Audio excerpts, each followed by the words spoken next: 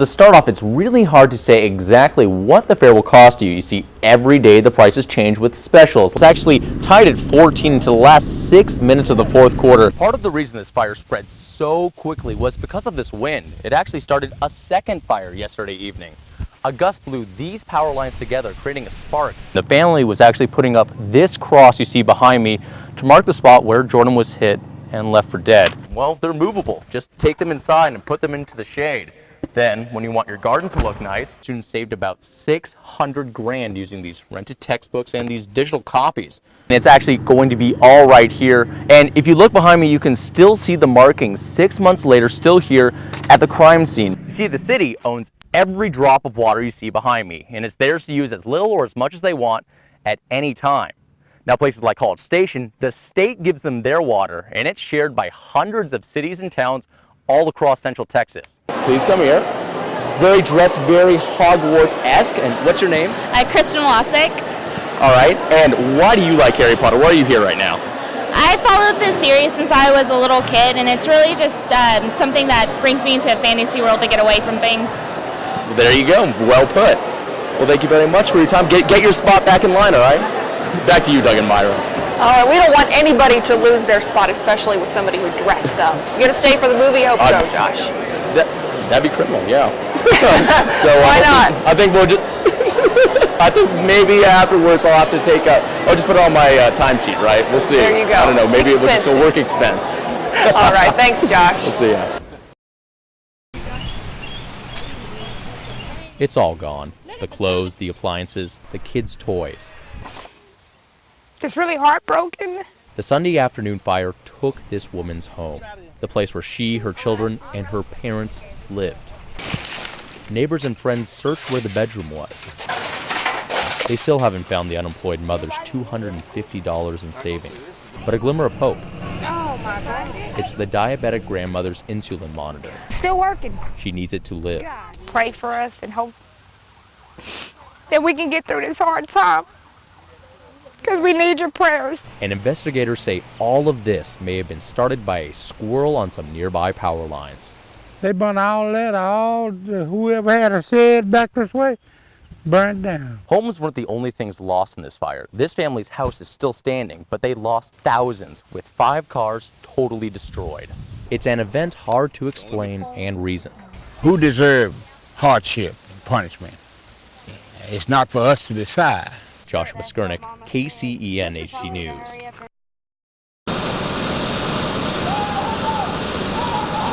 You don't see this too often in Temple, Texas. It seemed like the minutes dragged on, no one knowing exactly what was happening as a robot and a lone warrior opened up what could be a bomb. I guess it's kind of surreal. It's a mystery package. At 3:30 p.m., a package carrier for a local company called Temple Police. He said a package he was delivering in the neighborhood of Nugent and 15th Street had all the signs of a bomb. He had placed the package underneath a soccer goal in empty Optimus Park on West Monroe. The first officers that got here also looked at the package and determined it looked very suspicious, as though it could be something hazardous or explosive. The neighborhood evacuated. The bomb squad from Fort Hood got to work. The robot inspecting, laying the wire, and then blowing it open. 3.5 hours later, there was nothing dangerous. I think it's been a very exciting afternoon for this little sleepy neighborhood. So though the park is clear, it's now a crime scene as Temple PD try and figure out if the sender of the package made it look like it did on purpose or if it was just an accident. In Temple, Joshua Skurnick, KCEN HD News. Meet Roderick Irvin. Come all up. A regular red-blooded, What can make it look right? green-lawned, I only water this grass 2 times a week. Texan, and he uses a lot of water. So what would happen if he and you didn't have water or electricity? You couldn't do anything because you couldn't survive. Well, the city of Waco says it could potentially happen. How much power is this thing using right now? 1,500 kilowatt per hour. That number you just heard, that's the electricity this one Waco water pump house uses in an hour. It's the same amount as 15 regular homes. In this hot summer, energy use is through the roof. That causes the power company to cut power for small periods of time called browner blackouts. And those pumps getting water to your homes, well, they plug in too. and backup generators won't fill the gap right now. Even for the generators to have to kick on, they don't run, it's not enough power to run everything at full capacity. Remember back in February, that really cold Texas winter? Well, the city of Waco says then it had the same energy problems too, people trying to keep their homes warm. But water use wasn't an issue, and it's that demand for electricity and water that's creating the perfect storm. It's a regular catch-22. The more we want these essential utilities, the closer we get to losing them, potentially for 30 minutes or more in a brownout or blackout. Don't you wish you could be the grass right now? Oh yeah, I need it. So hopefully it makes you think conservation. Oh, of course, I've been thinking about that for the last couple of months. So you can keep your lawn green and keep your lights on too. Joshua Skurnick, KCEN HD News. She was there when you wanted it, needed it most. She loves. In simple Jesus. words symbolizing her and her family's loss. My mom was good to me. 55-year-old Pam Summers and her husband Jeff went to a local racetrack Saturday night. Her daughter Lisa never got to congratulate her. Pam's birthday was on Friday. She was murdered Saturday night. And I have a birthday card for her. I did not get a chance to give it to her. A passerby on his way to work found Pam's and Jeff's bodies here Sunday morning. The quiet country road outside Mart, the site of a gruesome scene. I left here about 6:20. I was headed to work, and I drove by and I noticed what appeared to be a pool of blood. With a man in custody now for the murders, the family just wants answers. There's one thing that we all want to know is why. If you follow the trail of blood, you can see that whoever did this dragged Jeff's body from the side of the road and left him here in the grass. Now, as for Pam, they found her up against the fence. It looked like whenever the killer left her, she was still alive. In Limestone County outside of Mart, Joshua Skurnick, KCEN HD News. In a game of questions and answers, the audience already had a good idea of the plays they wanted to see. What they have to say and basically meet them. It's very important we send the right person to Washington, D.C. The Waco Tea Party had a forum and straw poll for candidates vying to replace U.S. Senator Kay Bailey Hutchinson. Hutchinson retiring 4 candidates spoke on why they should be the replacement in 2012. Leela Pittenger, an outlier so far, admits little elected experience, but says she's ideal for folks wanting a real middle-class mom who's dealt with unemployment. They're not talking points for me. They're things that I've actually had to live through and deal with. Ted Addison is another outlier in mainstream polls, but cites success in straw polls in forums like these. A business owner, he says he'll bring common sense to Washington. If you give industry incentives, they will work big time. Elizabeth Ames Jones says she's the most experienced candidate, serving in the Texas Railroad Commission for years. So I know how to cut a budget and I know how to limit government. Former State Solicitor General Ted Cruz is the highest in the polls of tonight's candidates. He cites his success in his old job as proof he can do this one. Over and over again, Texas stood up and led the nation defending conservative principles. Well, it was a packed house tonight, 150 seats, and a curious voter in every single one of them, as the people of Waco tried to find out more about their candidates this year. And that straw poll they were taking at the very end, well, the results will be in by tomorrow morning. In Waco, Joshua Skurnick, KCEN HD News. It's often part of the healing process, laying a marker where a loved one died too soon. That's what the family of Jordan Moore is doing.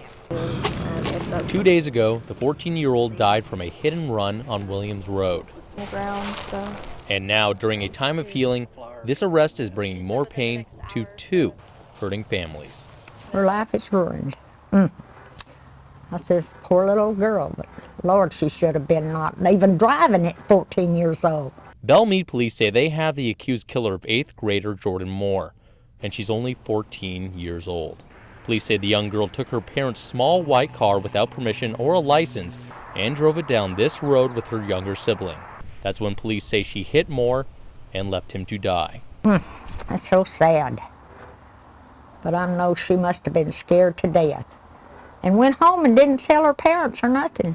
Because of the girl's young age, police are not releasing her name. The girl's family and Jordan Moore's have yet to meet, but everyone understands there are 2 victims here, even in a statement by Jordan's mom. She says, I realize that there are 2 families that have been affected by this. The difference is I can no longer hug my child. One tragedy, no measure of loss. Joshua Skurnick, KCEN HD News. It's relentless, billowing, a stubborn force of nature. It gives no rest for the weary. It's a little disappointing to have been working out here for so long. On top of a military training site now closed for use, we see what plagues Killeen. What do I see right here? What you're looking at right now is about day 7 of this fire that we've been working on. For weeks, this area of Fort Hood has burned, moving from Jack Mountain to Cowhouse Creek. Dry brush and trees, the perfect fuel. They fight it from the air and the ground. But a fire that was once almost contained now stretches 3,700 acres. These heavy winds have not been helpful for these firefighters. Since just this last Saturday, 700 additional acres were burned when gusts picked up on these hot spots you see. We head to the sky to get a better look. The smoke isn't bad, but you can see the breadth of the damage. The nearest homes are 12 miles away and not in immediate danger, but the ground shows just how dry it is. Most of it is either stuff that we have backburned. They don't know when it will be done. I couldn't give you an estimate on that. We're at 50% right now, and we'll keep working until it's completely out. Calmer today, unknown for tomorrow. Joshua Skurnick, KCEN HD News. We've all heard of growing up on the wrong side of the tracks. But in Moody, they say it could be a matter of life or death. This whole side of town is thrilled to death to have fire equipment handy. The trains are getting longer, seem like they're getting slower. And there's The new David Culpeper Fire Station was unveiled today, and believe it or not, it was made to protect against slow trains. As long as anyone can remember, the downtown station protected all of Moody. That included the part cut off by the railroad tracks, where a slow train could instantly isolate half the town in an emergency. We might have gotten one truck over, but other trucks have had to wait until the train cleared the tracks. Before the new station, a train stopped on these tracks could mean up to a 10-minute delay to any fire on the other side of town. Named after 20-year Moody Fire Department veteran David Culpeper, the station was his brainchild. It came from his own experience crossing the tracks on a call. In the middle of the night, he thought that the train had already gone by, and it didn't. He was hit by a train. A man who spent his whole life working for the people of Moody, he died of cancer in 2009. This is his memorial.